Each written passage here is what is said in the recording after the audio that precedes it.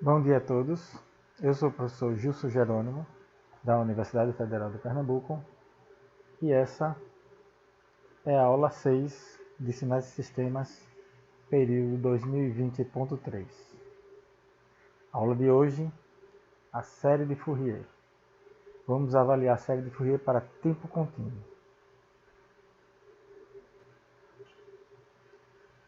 Esses são os tópicos que vamos ver na aula de hoje.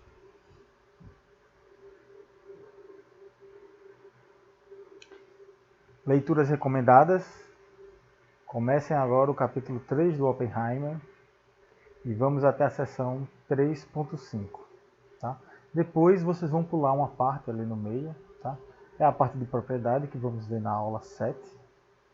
E vamos ver também as seções 3.8 até a 3.12, até o final do capítulo 3. Vamos pular também a parte sobre série de Fourier em tempo discreto, embora seja bastante útil. E para quem quer aprender um pouco mais sobre a transformada discreta de Fourier, tá? Eu recomendo que deem uma olhada nessa seção. Então, o conteúdo da série de Fourier em tempo discreto vai ser extremamente abordado na disciplina Processamento Digital de Sinais, tá? Que é uma excelente disciplina. Tá? Então aqui vamos falar um pouco também sobre a transformada discreta de Fourier, mas vamos utilizar ela no contexto computacional, para a gente poder calcular de forma aproximada os coeficientes da série de Fourier, que vamos ver logo mais. Tá? Tem aí também 4 exercícios para vocês treinarem os seus conhecimentos. Então, pessoal, vamos começar apresentando uma motivação para a decomposição de sinais em exponenciais complexos, que é o que vamos chamar de série de Fourier. Então, inicialmente, suponha que temos um sistema linear invariante no tempo e que a resposta ao impulso desse sistema seja dada por h de t. E imagine que vamos colocar na entrada desse sistema uma exponencial complexa com uma frequência em radianos por segundo, ômega zero, e vamos avaliar o que vai acontecer com a saída. Primeiramente, sabemos que se o sistema é linear invariante no tempo, a saída pode ser calculada por meio de uma convolução. E escrevendo essa convolução, utilizando a fórmula, a definição da convolução, nós vamos ter que resolver essa integral aqui. Com essa exponencial complexa aqui, eu vou separar em duas partes. Vou colocar um e elevado a j ômega t, multiplicado por um e elevado a menos j ômega tal. Separei em duas, como está mostrado aqui. E observando essa componente aqui do meio, nós verificamos que essa componente aqui não depende de tal. Então, para essa integral, ela é basicamente uma constante. Podemos colocar fora da integral. A parte que fica dentro da integral, ela não depende de t. Então, para o nosso sinal do tempo, essa componente aqui é apenas uma constante.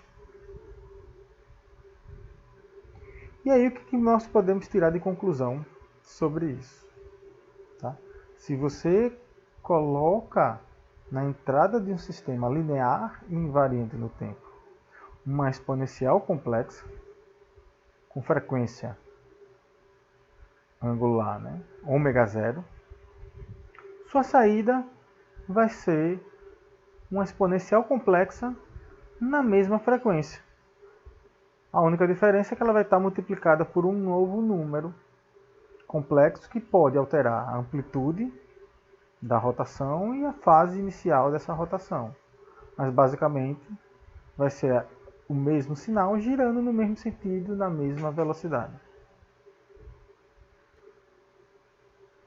Bom, sabemos que resposta a exponenciais complexas, né, exponencial complexa é um sinal periódico com período fundamental 2π sobre ômega. E esses sinais aqui, quando nós colocamos, né, sobre um sistema linear invariante no tempo, ele vai produzir uma saída do mesmo tipo, né, apenas multiplicado por uma nova constante. Então, poderíamos então representar qualquer sinal como uma combinação linear dessas exponenciais complexas? Será que isso é possível? Então, isso é exatamente o que a série de Fourier faz.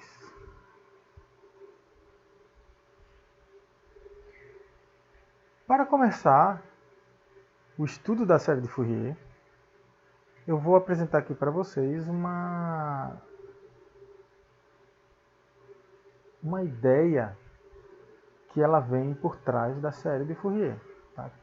Que é a ideia da álgebra linear. Vamos definir sinais, vamos definir o espaço vetorial dos sinais periódicos de período t.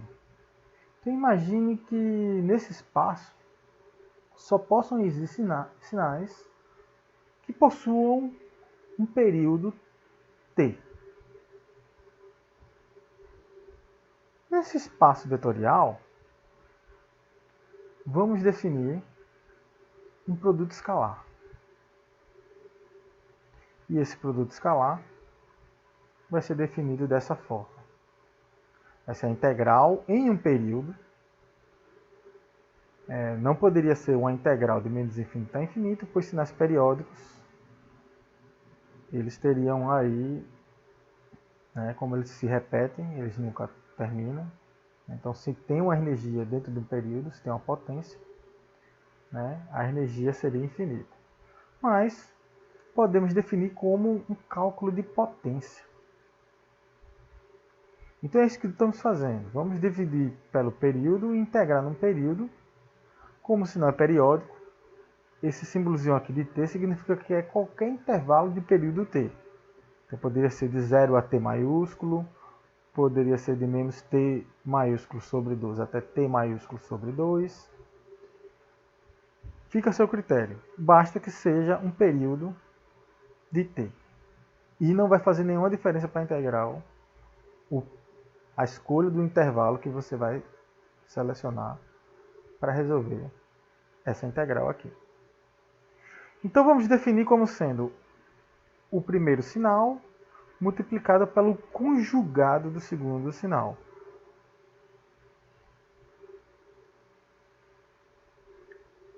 Note que essa definição de produto escalar é de fato um produto escalar, pois apresentam as duas condições, né, impostas para que você tenha um produto escalar.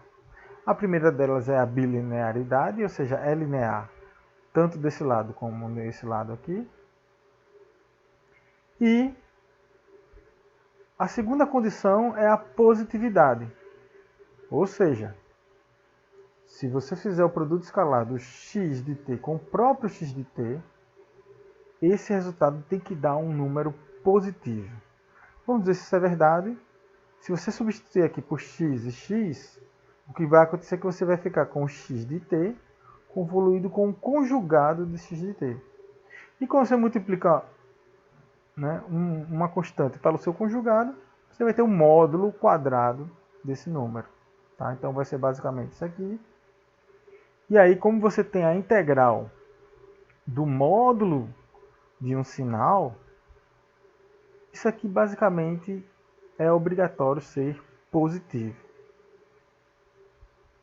E também, note que isso aqui é equivalente à potência do seu sinal x de t. essa nossa definição de produto escalar pode ser utilizado para calcular a potência do sinal x de t.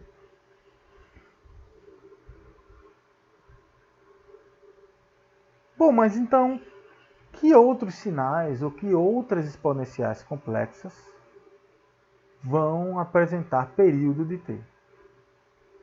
Vamos pegar essa exponencial complexa e essa outra exponencial complexa aqui, tá? Essa aqui é a exponencial complexa quando o ômega zero vale 2π sobre t vezes t. Então o ômega zero seria 2π sobre t. Esse sinal aqui, basicamente, né, no tempo, ele pode ser representado como um sinal que está girando no sentido anti-horário, como a gente inclusive já fez essa animação aqui, né, já apresentamos isso em outras aulas. Se a gente pegar esse outro sinal aqui e colocar com menos aqui, o que vamos ter é o giro na mesma velocidade com outro sentido. Tá? Esse sinal aqui, nós sabemos que o período fundamental desse sinal aqui é o próprio t maiúsculo. Tá? Mas, como vimos antes, se o sinal possui um período t maiúsculo, ele vai ter período também 2t, 3t, 4t e assim por diante. Vamos pegar essa frequência inicial que a gente utilizou aqui, que é 2π sobre t, e vamos multiplicá-la por 2.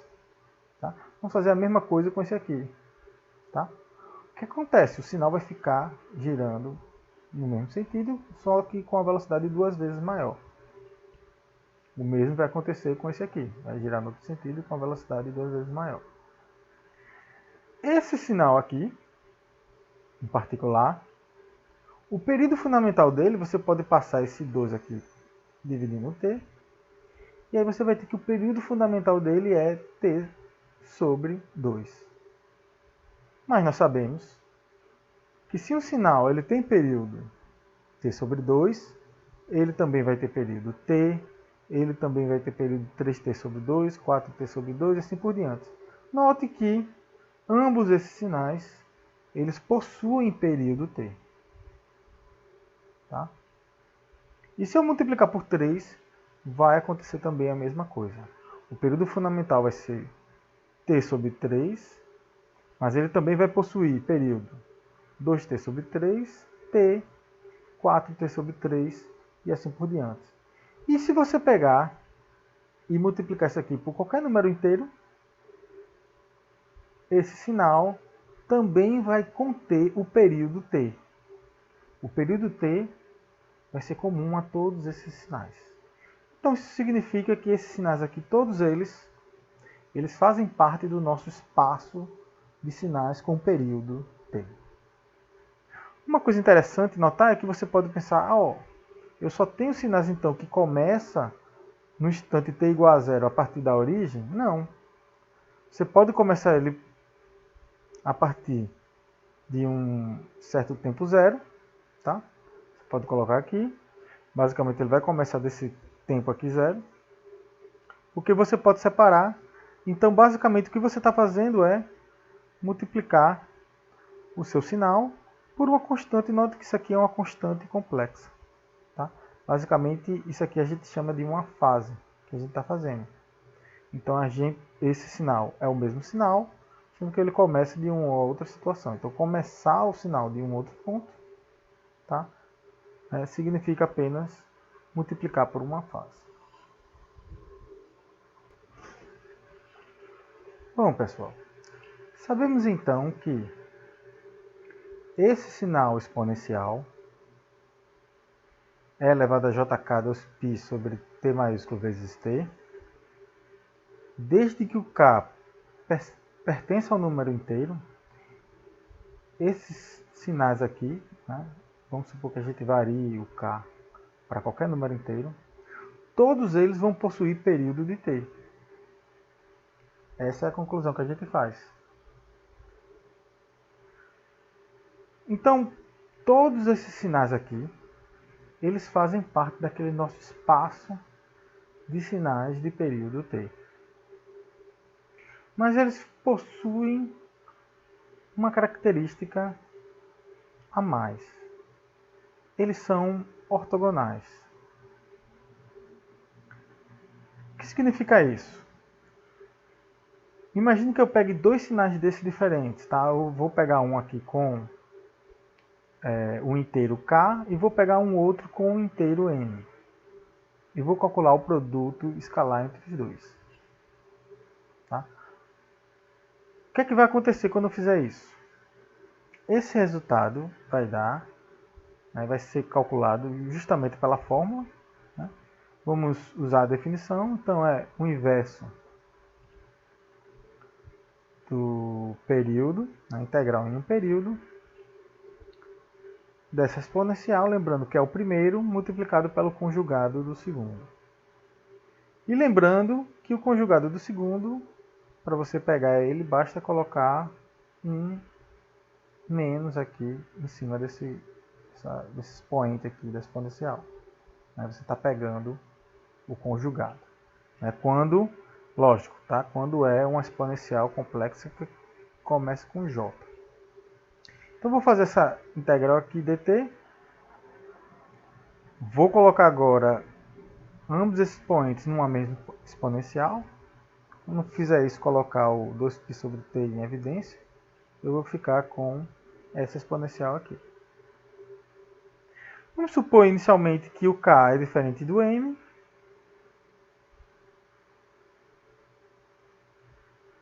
O que a gente pode escrever?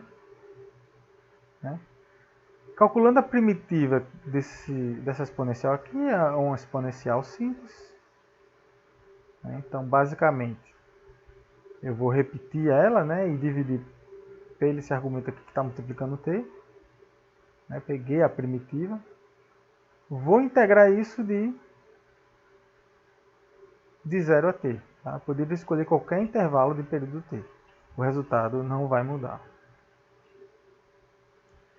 Bom, então quando a gente pega essa parte aqui de cima e substitui o tzinho por t maiúsculo, você vai ter e elevado a j, um número inteiro, k menos m, desde k e m são inteiros.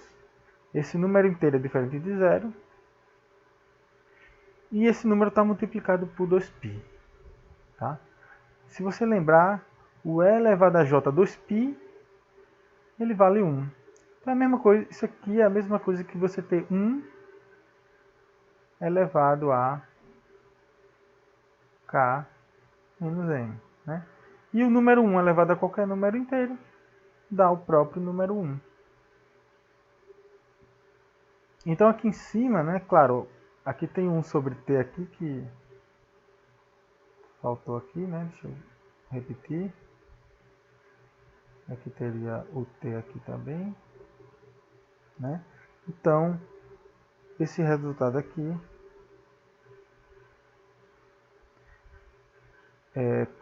pelo numerador eu vou ter o menos 1 e esse resultado vai dar 0. Tá? Desde que o k seja diferente de m. Se eu fizer isso para o k e o m iguais, se eu botar k e k, o que vai acontecer com essa integral aqui? Deixa eu subir aqui um pouquinho. O que vai acontecer é que esses dois sinais vão ser o mesmo, significa que aqui vai aparecer k menos k, vai dar 0. Então, exponencial elevado ao número 0, qualquer número elevado ao número 0, vai retornar o número 1. Você vai ter 1 sobre t integral num período t dt. Então, o resultado vai ser 1. Então, o que a gente pode concluir? Que, claro, não só esses sinais eles são ortogonais, mas são ortonormais, segundo essa minha definição aqui de produto escalar. Então veja que isso é bem interessante. Bom, então sabemos agora que esse conjunto de sinais me dá um conjunto de vetores desse meu espaço de sinais periódicos de período t, e é um conjunto ortonormal. Se vocês lembrarem, é bem parecido com o que é feito lá na álgebra linear. Então o que vai seguir aqui vai ser basicamente a aplicação do teorema espectral da álgebra linear.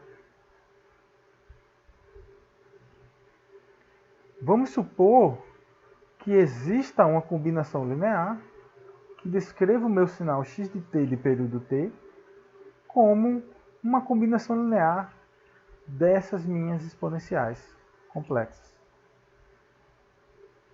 Bom, se de fato existir essa representação, eu posso utilizar o teorema espectral para calcular quem são esses coeficientes AK, que são os termos que eu vou fazer a minha combinação linear das exponenciais.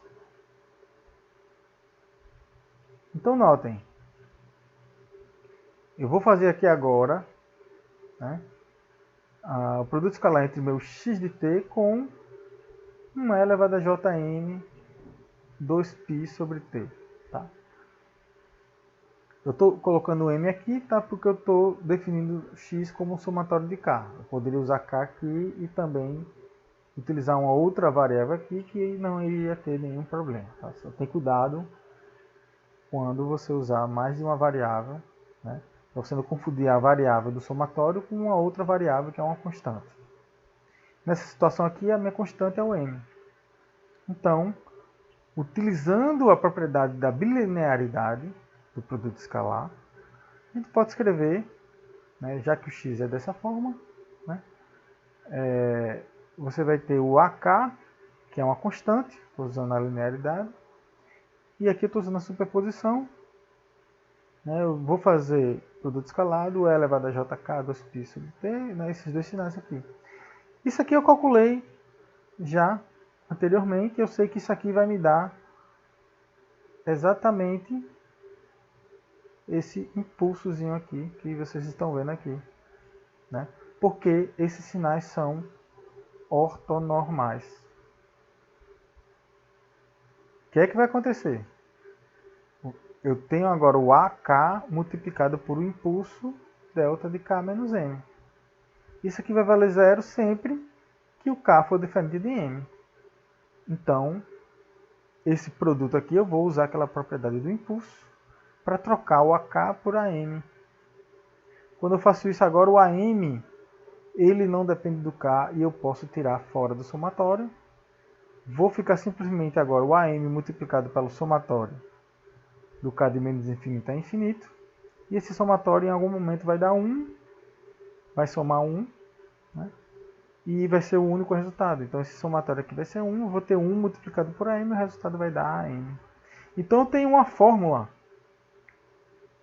para a componente, né, AM. Né? Claro, eu poderia substituir por K, que já não teria nenhum problema. Né? Mas para eu calcular a componente AM, basta fazer x de t, produto escalar com E elevado a j, m 2π sobre t maiúsculo vezes t.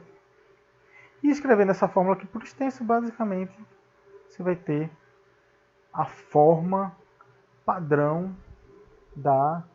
do cálculo dos coeficientes da série de Fourier. Então temos esse resultado aqui.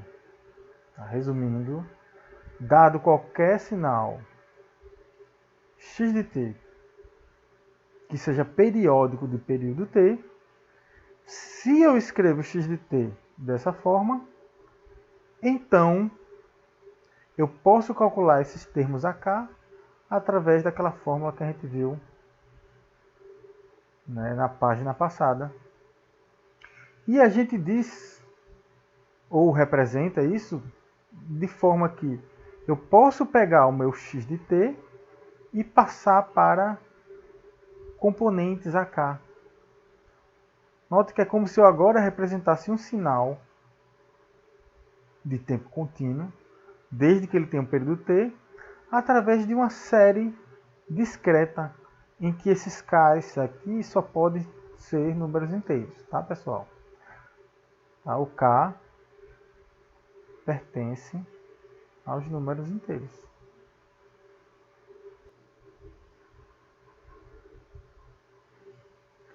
Vamos a um exemplo. Que tal calcularmos os coeficientes AK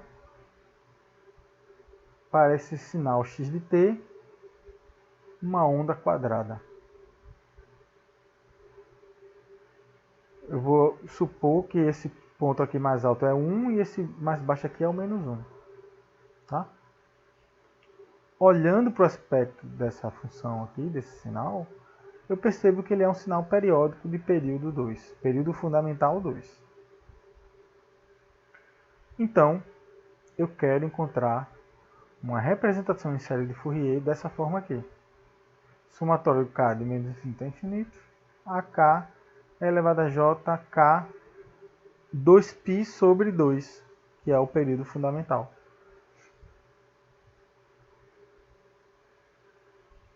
Vezes T. Vamos dizer 2π sobre 2 dividido por T, seria esse T0 aqui. Eu vou cortar, né, vou ficar apenas com um π. Vou cortar o 2, vou ficar apenas com um π.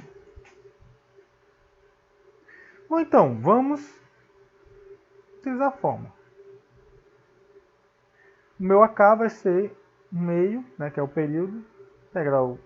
Tá? Pode ser qualquer intervalo, pessoal. Se vou convidar vocês a tentarem calcular isso aqui de 0 a 2, por exemplo. Vocês vão ver que vai dar o mesmo resultado. Então, fazendo essa conta aqui, eu vou integrar aqui de menos 1 a 1, poderia ser outro intervalo, do x de t, né? Aqui basicamente é a fórmula direta da série Fourier. Bom, agora eu vou separar, né, o x de t entre 0 e 1, olhando aqui ele vale 1. Então eu vou ter elevado a menos j, k, π, t. O x de t entre menos 1 e 0, ele vale menos 1. Então vou já passar o menos fora dessa integral, vai ficar a integral menos 1 a 0. Note que eu tenho a mesma exponencial, tá? Que é essa exponencialzinha aqui. Vou resolver inicialmente assumindo que k é diferente de 0. Bom, aqui a primitiva dessa integral aqui, a gente inclusive já fez uma parecida, né? Vamos ter a exponencial, né, se repetindo, tá? E aqui eu dei um pulo, né? Dei um pulo, né? A primitiva seria esse sinal aqui dividido por menos jkπ, né? Se eu fizer de 1 até menos 1, então vou pegar esse termo aqui e vou botar de 1 até menos 1. Substituindo t por 1, eu vou ter elevado a menos jkπ, substituindo t por 0, fica 1. Okay, vou fazer a mesma coisa para cá, né? Aqui já estou dando esse pulo também, né? Elevado a menos j, né? Então, substituindo por 0 vai dar 1, substituindo por menos 1, aqui vai ficar positivo, tá? Então vamos ter isso aqui. Aqui eu vou fazer o seguinte, tá? Vou pegar esse jkπ, vou colocar aqui em evidência, 1 sobre 2. Nesse ponto aqui, eu vou fazer o seguinte. Esse menos aqui eu vou multiplicar com essa parte aqui de cima e vou trocar a ordem. Vai ficar 1 menos...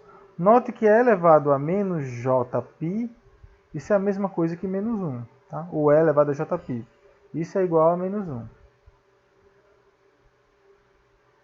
Então já vou substituir isso aqui por menos 1 menos 1 elevado a k. Isso aqui é basicamente menos 1 elevado a k. Tá, pessoal? Então se eu multiplico esse aqui, troquei o sinal desse, eu vou ter esse termo. Esse menos 1 aqui, eu troco esse sinal, eu pego esse menos 1, passo para cá, coloco um mais, fica positivo. Então eu vou ter isso aqui, mas isso aqui duas vezes. Duas vezes vai cortar com esse 2 aqui. Então vamos ter esse resultado aqui. Tá? Então nós podemos dizer que o nosso AK ele é dado por isso aqui. E o A0? Como é que calculo o A0? Então, o A0 vai ser a integral do x de t dt nesse intervalo. Vamos substituir o k por zero. É a área em um período. Como aquele sinal é simétrico, a área dá zero.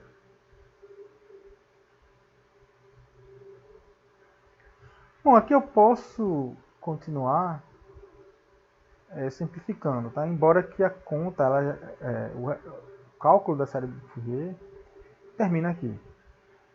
Para nós que vamos avaliar sistemas, ter esse valor desse AK, às vezes é mais importante do que ter uma forma bonita para escrever o x de t. Tá? Aqui eu vou fazer só um caráter didático, mostrar que dá para escrever de uma forma mais bonita. Tá? Então eu vou pegar o A0, somar o A0, deixar fora da integral. Como é zero, né, não vale a pena nem colocar. Vou substituir aqui o somatório de k igual a 1 a infinito. E aqui vou colocar os dois termos. O termo para k igual a 1 e o de k igual a menos 1. Tá? Colocando, esse é o nosso AK, né, o E elevado a JK. Aqui já vou botar o termo A de menos K vezes E elevado a menos JK. Lembrando que quando eu substituir aqui por o K por menos K, aqui não vai mudar, menos 1 elevado a menos K também vai ser igual a menos 1 elevado a K, isso aqui não muda. Mas aqui, esse termo aqui, vai aparecer um menos aqui, então vem um sinal de menos aqui. Por isso esse sinal aqui de menos. Tá? Note que isso aqui está tudo dentro de um único somatório agora. Como essas duas partes aqui são iguais, vou colocar em evidência. Aqui eu vou ficar com essa exponencial menos essa. E isso aqui tudo dividido por j. Lembrando que isso aqui, né, isso aqui menos isso, é basicamente 2j seno desse argumento aqui. Colocando 2 na frente, cortando o j, a gente tem uma expressão simplificada para isso aí.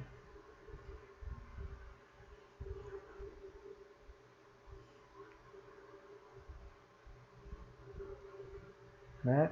O que é que eu vou fazer aqui? Eu vou calcular esse x de n, tá? Ou seja, desse somatório final que eu obtive, tá? Note que esse é o meu x. Ele vai ser exatamente igual a isso quando eu fizer um somatório até infinito, mas eu vou somar apenas nzão termos. Como computacionalmente a gente não pode fazer uma coisa infinita, vamos avaliar esse x de n para alguns valores distintos. Então, esse nzão aqui vai ser aquele nosso valorzinho, né? Lembrando não, né? Eu ainda não expliquei sobre isso, tá? Mas aquele número inteiro que multiplica a frequência angular, o k, a gente dá para ele o nome de harmônico. Então, meu máximo harmônico seria o 40, para essa minha simulação. Eu vou deixar isso aqui disponível, vocês podem testar para harmônicos, inclusive, maiores. Aqui está aquela fórmula do AK. Eu vou aqui calculo já. Né?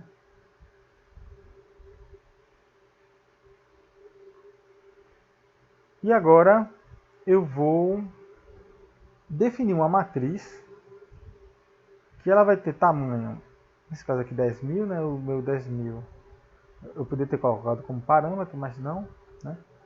Mas basicamente eu vou ter 10.000 pontos, né? 10.000 termos, 10.000 colunas e nzão, que é o número de harmônicos, linhas.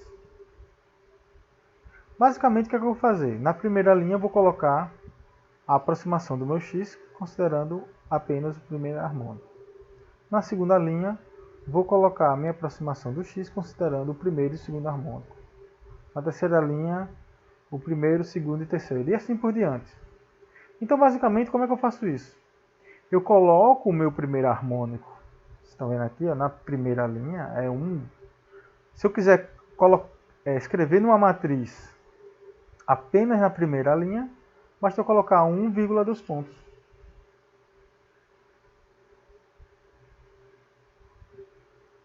Se eu quiser escrever na segunda linha, 2, dos pontos.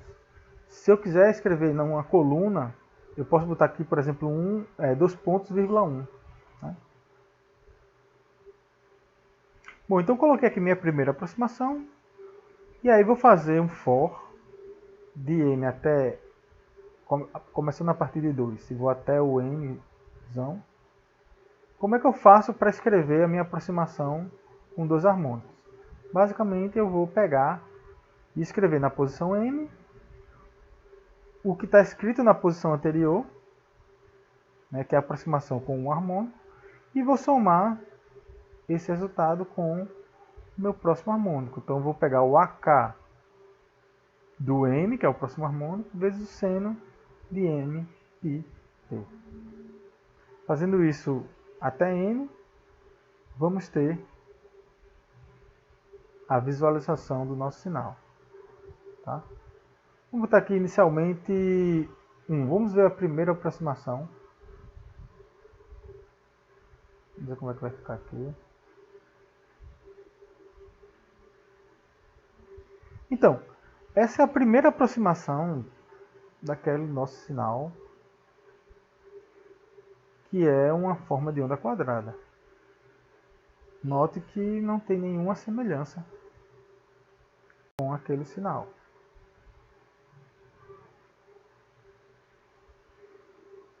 Mas o que é que eu vou fazer? Vamos plotar.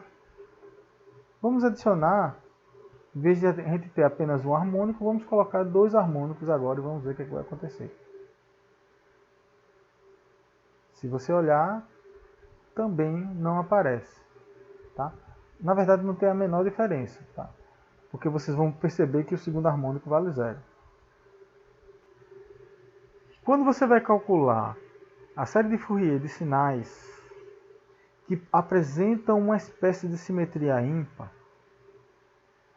o que acontece é que os harmônicos pares eles vão ser iguais a zeros, ou seja, o A2 vai ser igual a 0, o A4 vai ser igual a 0 e assim por diante. A mesma coisa com A-2, A-4. Essa característica é conhecida como sinais que são imparharmônicos, ou seja, os harmônicos pares valem 0. Existe uma simetria específica para isso e para essa aula aqui de hoje eu coloquei um exercício sobre isso lá na lista. Tá? Então vale a pena você tentar explorar esse tipo de simetria, até porque isso vai aparecer em outras aplicações, isso vai voltar a aparecer para você em eletrônica 3, por exemplo, e assim por diante. Tá? Bom, pessoal, então voltando aqui para nosso sinal representado com 2 harmônicos, nós temos essa forma aqui, tá, que ainda não parece com o nosso sinal. Vamos pegar aqui 11 harmônicos e ver o que acontece. Olha só. Começa a aparentar com o nosso sinal. Né? Pelo menos tem alguns aspectos aqui que a gente pode notar. Né? Tem aquela simetria ímpar. Ele tem um aspecto que aparenta ser uma descontinuidade. Tem um formato que parece retangular, mas aparecem umas ondas ali. Nós vamos pegar 20 harmônicos, né? 21 harmônicos, para ver. E aí começa a ficar parecido, tá, com o sinal. Vamos pegar agora o número máximo de harmônicos. Isso aí vocês podem testar com um número maior. Então, note, começa a aparecer com aquele nosso sinal analisado. Embora que vocês percebem aí que vão haver fossem uns ruídos aí, né? O nome digamos assim, dessa oscilação próximo à descontinuidade, isso é chamado de fenômeno de Gibbs. Tá? O fato é que quando você aumentar o número de harmônicos, a ideia é que cada vez mais o sinal vai ficando próximo do sinal que você está analisando.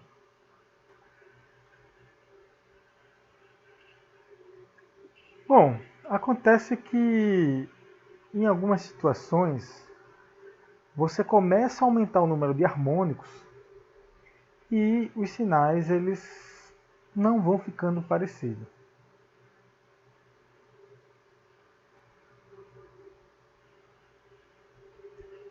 Vocês já ouviram falar dos gremlins? São criaturas fofinhas, mas que para que você crie um gremlin é preciso seguir 3 regras. A primeira regra é não deixar que esse animalzinho entre em contato com a água. A segunda regra é que você não deve expor esse animalzinho à luz forte. E a terceira regra é que você jamais deve alimentar ele depois da meia-noite. O que é que isso tem a ver com a nossa disciplina, né? Pois bem, a série de Fourier, ela também tem 3 regrinhas para que você use e não vá ter surpresas com o resultado, tá, pessoal? E eu vou mostrar essas regrinhas agora.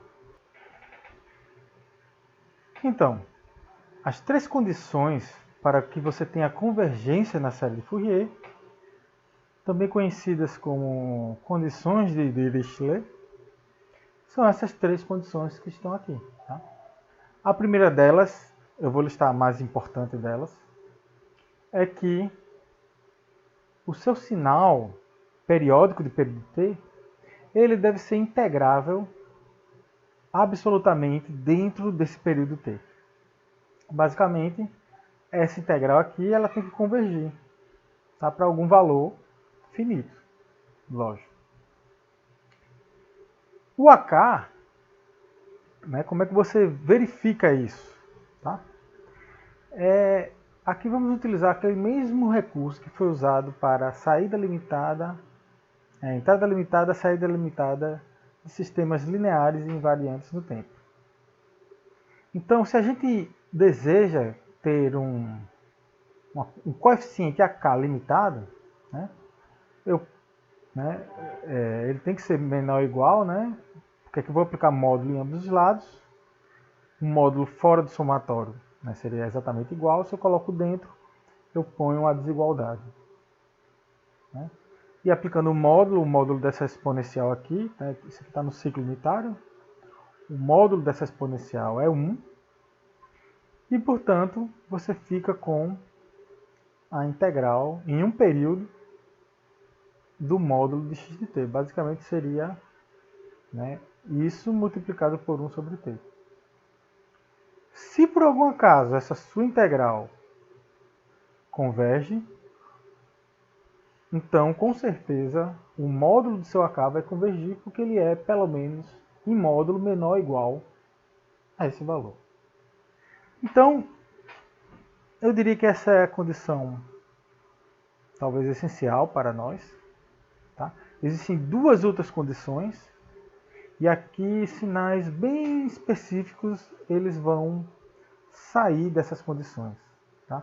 É até difícil imaginar que tipo de sinais fogem a esse tipo de regra aqui. Né? Então, a segunda condição é que, para que você tenha convergência, a quantidade de máximos e mínimos locais do seu sinal ela seja finita dentro de um período. Né? Fica até difícil de imaginar um sinal que tenha infinitos máximos e mínimos locais dentro de um intervalo qualquer de tempo. Tá? Mas, se você pegar o livro do Oppenheimer, ele vai lá te mostrar alguns exemplos de sinais que tem esse tipo de característica, tá? E aí está fora dessa regrinha. A terceira regra também é bem parecida, tá? Basicamente é que a quantidade de descontinuidades desse sinal em um período ela tem que ser finita. Então, nesse ponto aqui também é bem difícil de você imaginar sinais que têm infinitas descontinuidades, né, num intervalo de tempo finito, né, ou numa duração de um período, por exemplo.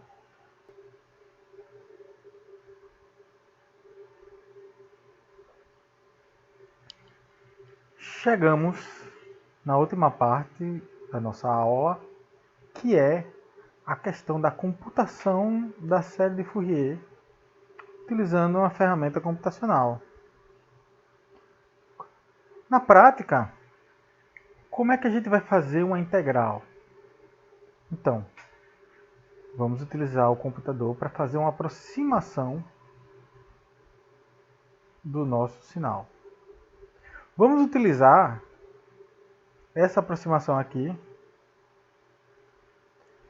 que na verdade não é uma aproximação, tá? Isso aqui é basicamente uma amostragem. Então eu vou pegar o meu... Suponha que a gente tem esse sinal aqui em vermelho. Note que ele é periódico, de período t. Estou pegando aqui de 0 a t. E eu vou amostrar esse sinal com o período de amostragem d maiúsculo. Tá? Note que a partir desse ponto o sinal começa a se repetir.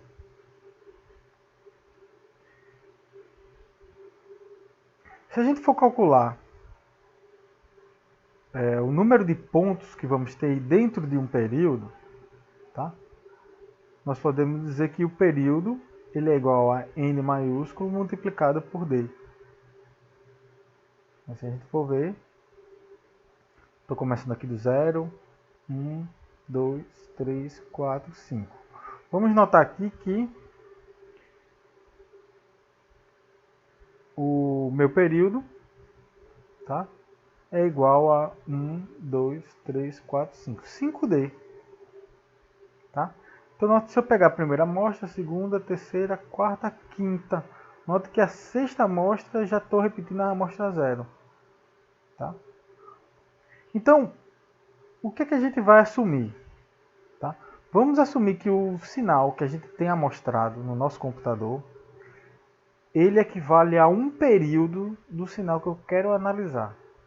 Então, se você vai calcular, ou quer calcular a série de Fourier, por exemplo, de um seno, ou de um sinal que você pegou, que você está visualizando num osciloscópio, por exemplo, para você calcular a série de Fourier, você tem que visualizar ou amostrar apenas um período de sinal. E tem que ser um período exato. Né? Não pode ter, você não pode passar um pouco do período, senão esse seu resultado ele não vai ser válido. Tá, pessoal? Uma coisa interessante é que se você fizer esse nzão, que é igual a t dividido por d, vai ser sempre um número natural. Tá? E esse número natural é exatamente o número de amostras que você tem para analisar, ou o número de amostras que você vai ter lá no seu vetor do Scilab. Então, nós sabemos que a fórmula é AK, né, é dado por isso aqui. O que é que eu vou fazer? Vou fazer uma aproximação. Tá? Em vez de eu pegar o meu sinal, eu vou pegar e considerar que esse meu sinal ele é constante até a próxima amostra. Como você está vendo aqui nesse sinal verde. Tá? Ele está quadradinho aqui, tá vendo? E eu também, claro, vou amostrar essa minha exponencial aqui também. Tá? Então, basicamente, eu vou pegar o meu sinal multiplicado por essa exponencial nesse instante e vou considerar que isso aqui é constante. Lógico, se eu aumentar a quantidade de pontos, aumentar o meu nzão maiúsculo, esse sinal que vai ser todo quadradinho, ele vai ficando cada vez mais próximo desse meu sinal aqui em tempo contínuo. Tá? Então essa é a ideia para você se fazer uma computação, né, ou um cálculo da série de Fourier, né, utilizando o Scilab. Bom, então fazendo isso, O que é que eu vou fazer? Esse AK meu vai ser aproximadamente, tá? Vou repetir aqui 1 sobre T. E como eu estou fazendo sinal todo quadradinho, o meu resultado vai ser um somatório. Tá? Então eu vou poder simplesmente somar. Né? Então, qual vai ser a área? É o valor, né? Por exemplo, qual a área desse ponto aqui? Vai ser o valor, né, dessa função, considerando n igual a 1, e vou multiplicar, né, para calcular a área, né, base vezes altura, vou multiplicar pelo d, que é o período de amostragem. Então isso aqui vai ser minha aproximação da integral. Vai ser o xc de nd vezes e elevado a menos j. No lugar do t também vou colocar nd. Tá? Então basicamente é isso que eu vou fazer. Bom, como o xc de nd eu estou representando ele através do meu sinal amostrado lá no Scilab, vai ser o meu vetor, que vai ter comprimento n, que está representando um único período do meu sinal. Esse tiozinho aqui é só para dizer que ele é periódico, então ele seria periódico de período n. Então, essa minha conta aqui, tá? Esse d aqui eu vou tirar fora do somatório. Estou substituindo o xc de nd já por x tilde n. E aqui, quando eu substituir, note que o d dividido por t maiúsculo é exatamente o inverso do n. Tá? Então, posso tirar esse e esse e colocar o nzão maiúsculo aqui. Tá, pessoal? Aqui eu vou fazer a mesma coisa. D sobre t maiúsculo é igual a 1 sobre nzão. Tá? E agora, note que aqui eu tenho uma exponencial complexa elevada a menos j 2π sobre n. Isso aqui está sendo elevado a k vezes n. Se a gente define essa exponencial complexa dessa forma aqui, tá? O que é isso aqui? Isso aqui é um número complexo que tem ordem n. Nzão maiúsculo. Tá? Isso aqui vocês vão usar bastante quando vocês chegarem na disciplina processamento digital de sinais. Isso aqui tem a ver com a transformada discreta de Fourier. Essa expressãozinha que a gente fica aqui, basicamente, ela é a transformada de Fourier, tá? Essa expressão aqui, ela é a transformada de Fourier do nosso x-til de n. É a transformada discreta de Fourier. Tá? Aqui eu estou colocando a definição da transformada discreta de Fourier. Tá? Quem tiver interesse já dá uma olhada. Né? Então, e aqui eu coloquei como é que você computa ela no Scilab. Então, basicamente usando o FFT. Se você tiver um vetor, vai usar FFT do x. Né? Se você quiser calcular a transformada inversa, você bota IFFT. Né? Ele vai fazer essa conta inversa. Tá? Quem tiver interesse, tá? Quiser ir se adiantando a processamento digital de sinais, né? Vale muito a pena. Mas, para nós, o que é que nós podemos tirar de conclusão aqui? Que se nós quisermos achar a aproximação do nosso AK, basicamente, vamos fazer 1 sobre n multiplicado pela FFT do x-til de n. Tá? Então, vamos agora para o Scilab ver como é que fica isso. Então, pessoal, estamos aqui no Scilab. Eu estou continuando aquele meu script anterior, tá? Vou agora comentar o plot daquele sinal e vamos calcular os coeficientes. Qual é a primeira coisa que a gente tem que fazer? A gente tem que definir o nosso x, tá? Note que na primeira parte que fizemos, pegamos os coeficientes de Fourier que a gente calculou de maneira analítica e calculamos aproximações do nosso sinal. Agora vamos fazer o oposto. Vamos definir o nosso sinal com uma certa quantidade de pontos e vamos, de alguma maneira, calcular de forma aproximada os coeficientes da série de Fourier.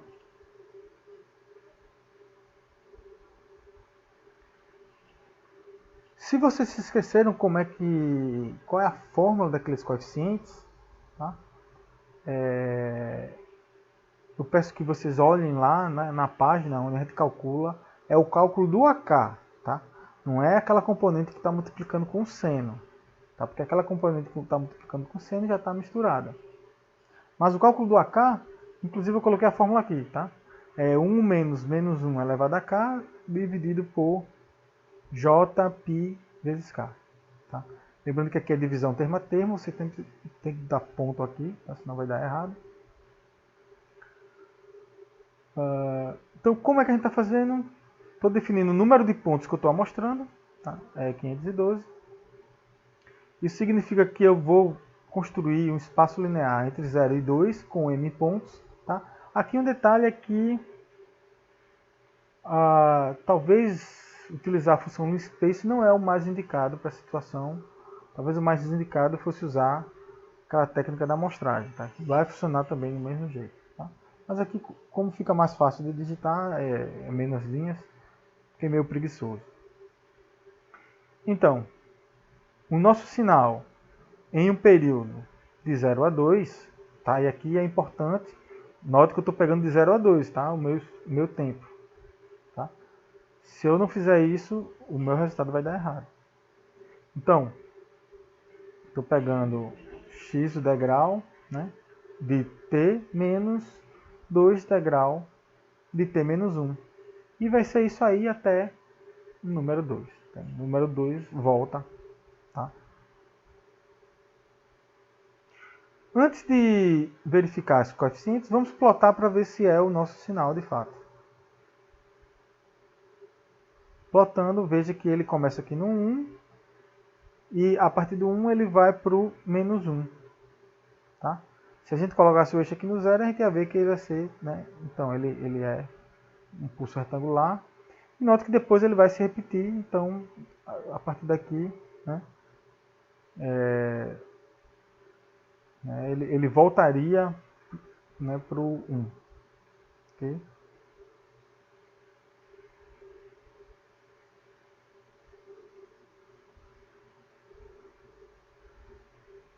Bom, então o meu sinal lá, ele foi colocado, pelo menos foi visualizado de forma correta um período dele. Se esse meu x agora representa um período de sinal, para eu calcular os coeficientes, basta eu fazer FFT de x e dividir pelo número de pontos m. E aí eu vou ter os meus coeficientes. Lembrando que quando a gente calcula a série de Fourier, ou a FFT, quando você constrói o vetor, a primeira componente tem a ver com a componente 0. A segunda componente tem a ver com a componente 1. E assim por diante. Tá? Então, eu estou fazendo o cálculo, calculando o AK de forma calculada pela forma analítica que nós obtivemos já. Tá? Então, essa é a forma analítica. Então, vamos comparar esses dois resultados. Tá? Eu já executei, né? Então aqui já temos vetores, né? AK calculado e AK comp. Tá? Vamos, como sabemos que o A0 vale 0, tá? Então vamos pegar o AK computado, né? E vamos visualizar quem são as 5 primeiras componentes dele, tá? Tirando a componente 0. Então vou pegar do 2, vou pegar o 2 até o 6, né? Então tenho 2, 3, 4, 5, 6. Temos 5 componentes. Tá? Eu vou dar um Enter aqui e vocês podem ver essas componentes aqui. Tá? Vamos comparar com a nossa calculada. AK Calc. Lembrando que já na calculado, a componente 1 tem a ver com o AK igual a 1. Né? Então eu não preciso fazer esse deslocamento. Então aqui eu vou dar 1 dos pontos até a 5. Tá? Vou dar Enter aqui e vamos comparar. Note aqui, ó, que apareceu uma parte real, possivelmente aqui um erro computacional causado pela função linspace, tá? Mas note que é aproximadamente zero. Tá? Note que isso aqui foi no computado. Tá? Já no analítico, que a gente sabe que é exato, note que aqui já dá zero. E se você verificar, a parte imaginária está bem próxima. Tá? A componente, né, par, note que dá zero também, né, nas duas. Já aqui, novamente, aparece uma parte real, né, próximo de zero, tá? Erro computacional, mas note que a parte imaginária está também computacionalmente bem próximo, tá, pessoal? Vocês podem até, inclusive, calcular, né? Deixa eu fazer isso aqui. Eu vou botar aqui AK comp 2, 6. Vamos chamar isso aqui de um vetor de erro. Tá? Nota que é um erro referente às primeiras 5 componentes. Vamos fazer isso menos o AK calc. Tá? Vou dar um aqui. Opa! Faltou colocar aqui, senão não vai dar certo. Aí. E a gente pode calcular a energia desse nosso vetor erro como erro multiplicado por erro conjugado transposto. Tá? Nota que eu tenho sinais complexos, mas quando eu fizer isso aqui, o resultado vai ser o somatório do módulo dos números complexos. Né? Enfim, deu algum... Nota que deu uma parte imaginária ali igual a zero, tem que ser, né? Que é real. E note que o valor que dá, que é o módulo do erro quadrado, é um valor 0.0000458, então veja que é um número pequeno. Computacionalmente, esses dois números são bem próximos. Tá, pessoal? Então, espero que isso ajude vocês. Bom, pessoal, isso era o que eu tinha para mostrar hoje. Tá? Se tiverem dúvidas, utilizem o chat da disciplina. Tá? Pode mandar e-mail para mim. Né? Tentem fazer enquetes. Eu sei que vocês têm um grupo no WhatsApp. Tá? Então, se ajudem. Né? E se tiverem dúvidas, entrem em contato. Tá? Um abraço a todos e até a próxima.